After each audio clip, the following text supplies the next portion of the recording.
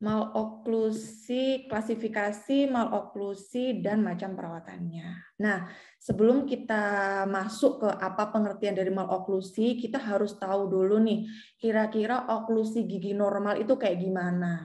Jadi ada pedomannya adik-adik, oklusi gigi yang normal itu ada 6 kunci menurut penemunya adalah Andrew. Yang pertama adalah klasifikasi molar 1 permanen kelas 1 menurut klasifikasi Engel. Nanti kita bahas di belakang klasifikasi molar 1 permanen itu kayak gimana. Nah, yang kedua adalah inklinasi mahkota dalam posisi yang benar. Nah, inklinasi mahkota itu apa sih? Inklinasi itu adalah sudut kemiringan dari mahkota tersebut. Nah, sudutnya itu diambil dari yang pertama, yang namanya sudut itu berarti dia dibentuk oleh 2 garis. Nah, garis yang pertama itu adalah garis yang tegak lurus dengan occlusal plane. Jadi kayak gini. Tegak lurus dengan occlusal plane, jadi dia sudutnya adalah 90 derajat. Nah, garis yang kedua itu adalah garis yang bersinggungan dengan mahkota gigi. Jadi mahkotanya dalam posisi seperti ini, terus garis yang bersinggungannya kayak gini, garis putus-putus ini. Nah, sudut yang terbentuk itulah yang dinamakan inklinasi mahkota. Jadi inklinasi mahkotanya harus dalam posisi yang benar. Yang ketiga adalah tidak ada diastema, jadi giginya itu nggak renggang-renggang, dia harus rapat. Itu adalah oklusi yang normal. Selanjutnya adalah angulasi mahkota dalam posisi yang benar. Jadi gini, sebenarnya inklinasi dan angulasi itu hampir sama, yaitu artinya adalah sudut kemiringan mahkota. Cuma garis yang membentuknya yang berbeda. Jadi kalau angulasi itu adalah garis yang dibentuk, yang pertama garis yang tegak lurus dengan occlusal plane sama dengan inklinasi. Tapi yang kedua adalah dia sumbu vertikal dari gigi. Jadi kalau sumbu vertikalnya itu dari titik akar hingga ke titik mahkota. Itu yang dibentuk oleh angulasi. Jadi kalau angulasi itu sudut yang dibentuk antara garis yang tegak lurus dengan occlusal plane dan sumbu vertikal dari gigi tersebut. Selanjutnya adalah gigi tersebut tidak boleh ada yang rotasi, baik itu rotasi eksentris maupun rotasi yang sentris, dan curve of Spi-nya harus flat. Curve of Spi itu adalah garis yang dibentuk atau kurva yang dibentuk dari insisal gigi anterior hingga cusp gigi yang paling posterior gitu. Ini curve of Spi ini harus gigi permanen ya yang dilihat, dan biasanya caninusnya harus sudah erupsi. Nah, ini gambarannya. Ya, ini Andrew, penemu dari 6 case study.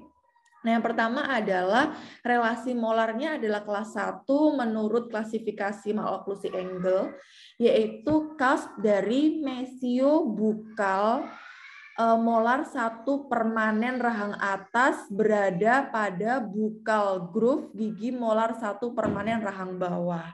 Itu yang pertama.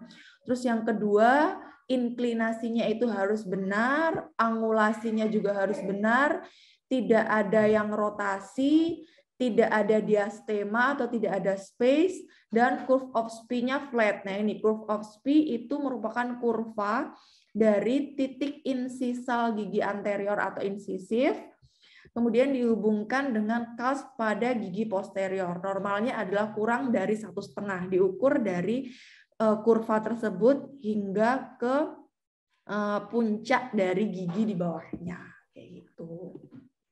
Nah, selanjutnya maloklusi itu ada dibagi menjadi tiga subpokok yang akan kita bahas, yaitu kesalahan dental atau malposisi dari gigi. Jadi posisi giginya yang terletak tidak normal, atau bisa dengan malrelasi skeletal atau posisi skeletalnya atau tulangnya yang nggak benar menurut basis kranii.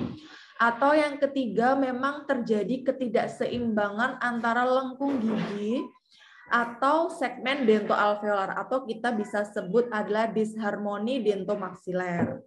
Nah, salah satu atau ketiganya hal tersebut itu dapat terjadi dalam satu pasien, atau satu pasien bisa mengalami salah satu dari ketiga hal ini atau kombinasi, yaitu melibatkan satu sama lain. Tergantung di mana letak kesalahannya. Bisa letak kesalahannya itu memang pada lengkung giginya atau lengkung gigi yang menyempit, atau rahangnya juga bisa, Atau sebenarnya lengkung giginya itu normal, rahangnya atau skeletalnya juga normal, tapi kesalahannya murni pada dentalnya atau malposisi gigi, itu juga bisa. Nah, kita bahas yang kesalahannya pada dentalnya aja atau malposisi gigi.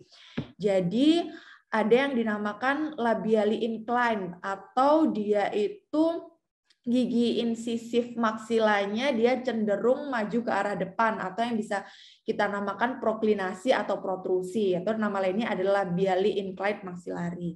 Nah, bisa juga yang sudut mahkotanya itu condong ke bagian palatal atau dinamakan palatoversi atau tipping ke palatal atau palatally inclined. Terus juga dia yang miring ke distal atau distally inclined atau distoversi. Terus mesially incline atau tipping ke mesial atau mesioversi. Nah, selanjutnya ada infraoklusi. Kalau infraoklusi itu adalah gigi yang berada di bawah bidang oklusi. Jadi giginya itu masuk atau lebih ke inferior dibandingkan dengan gigi kanan kirinya. Kayak gini, ini namanya infraoklusi. Jadi dia lebih ke inferior daripada gigi samping-sampingnya. Terus juga ada yang supraoklusi, yaitu gigi yang berada di atas bidang oklusi atau lebih ke superior dibandingkan gigi kanan kirinya atau dibandingkan gigi yang pada oklusi yang normal. Nah, ada juga istilah rotasi. Kalau rotasi itu giginya berputar, itu mengacu pada pergerakan gigi di sekitar sumbu panjang gigi. Ada dua, nanti rotasi ada rotasi eksentris atau namanya adalah torsiversi, atau yang rotasi sentris yang berputarnya itu sesuai dengan sumbu giginya, dinamakan torsi nama lainnya. Nah, selanjutnya kita masuk ke malrelasi rahang. Kalau malrelasi rahang berarti ketidaksesuaian antar rahang. Dia dibedakan menjadi kesalahan dilihat dari bidang sagital, dilihat dari bidang transversal, dan dilihat dari bidang vertikal. Kita ambil dulu contoh kesalahan yang di bidang sagital atau namanya anteroposterior. Kenapa namanya anteroposterior? Karena nanti kita koreksinya adalah gigi tersebut lebih dianteriorkan atau lebih diposteriorkan, kayak gitu. Ini sering banget keluar di ujian, entah itu ujian blok yang bentuknya IC atau pada saat kalian koas bisa keluar pada saat ujian profesi. Kesalahan bidang sagital di segmen anterior contohnya apa gitu. Jadi kalau kesalahan bidang sagital di segmen anterior contohnya adalah protrusi.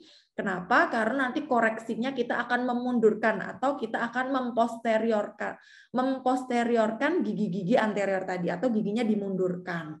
Nah, itu yang dinamakan segmen anterior contohnya adalah protrusi atau bisa juga crossbite anterior satu gigi. Jadi crossbite anterior adanya gigitan silang di bagian anterior. Itu juga salah satu contoh kesalahan di bidang sagital untuk segmen anterior.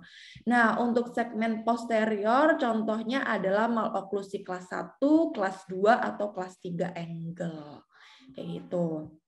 Kalau maloklusi kelas 2 angle, berarti dia itu distoklusi, makanya nanti gigitan molarnya akan dineutroklusikan atau yang tadinya distoklusi diganti menjadi neutroklusi kayak gitu. Jadi untuk perbaikan kesalahan di bidang sagital ini, maka perbaikannya adalah dianteriorkan atau diposteriorkan. Makanya namanya adalah anteroposterior. Selanjutnya adalah malrelasi rahang atau kesalahan di bidang vertikal. Kenapa namanya bidang vertikal? Karena nanti untuk perbaikannya atau untuk koreksinya adalah disuperiorkan atau diinferiorkan. Jadi disupraoklusikan atau diinfraoklusikan. Nah, untuk segmen anterior itu dibagi, contohnya adalah dibite, yaitu karena gigitan dalam. Oleh karena itu, untuk perbaikannya dia diinferiorkan gitu. Contohnya adalah dibite. Terus juga bisa contohnya open bite anterior, itu juga contoh kesalahan bidang vertikal di segmen anterior. Kalau misalnya open bite kayak gini, maka koreksinya adalah diinferiorkan kayak gitu. Nah, selanjutnya adalah kesalahan bidang vertikal yang segmen posterior. Segmen posterior karena koreksinya harus diinferiorkan, maka contohnya adalah open bite posterior. Jadi contoh kesalahan bidang vertikal di segmen anterior adalah open bite posterior. Nah, yang terakhir mal relasi rahang adalah kesalahan di bidang transversal. Jadi, kalau di bidang transversal ini untuk koreksinya antara dia didekatkan ke garis median atau dia dijauhkan dari garis median. Jadi di medially atau laterally kayak gitu. Untuk segmen anterior contohnya adalah tipping. Jadi dia mesioversi atau distoversi kayak gitu. Kemudian multiple diastema juga merupakan contoh kesalahan bidang transversal di segmen anterior sama pergeseran garis median. Jadi kalau ada pergeseran garis median, otomatis nanti koreksinya adalah dia lebih dimesialkan atau dia lebih didistalkan kayak gitu. Tergantung di mana penyempitan lengkungnya yang menjadi koreksi dari garis mediannya tadi. Nah, untuk yang kesalahan bidang transversal di segmen posterior, contohnya adalah crossbite posterior. Nah, biasanya crossbite posterior ini ada yang bilateral atau ada yang unilateral crossbite. Kalau yang bilateral crossbite, maka kita harus ekspansi di dua sisi dari segmen dari rahang tadi. Kalau yang unilateral, maka satu sisi aja. Nanti alatnya apa kita bahas di belakang.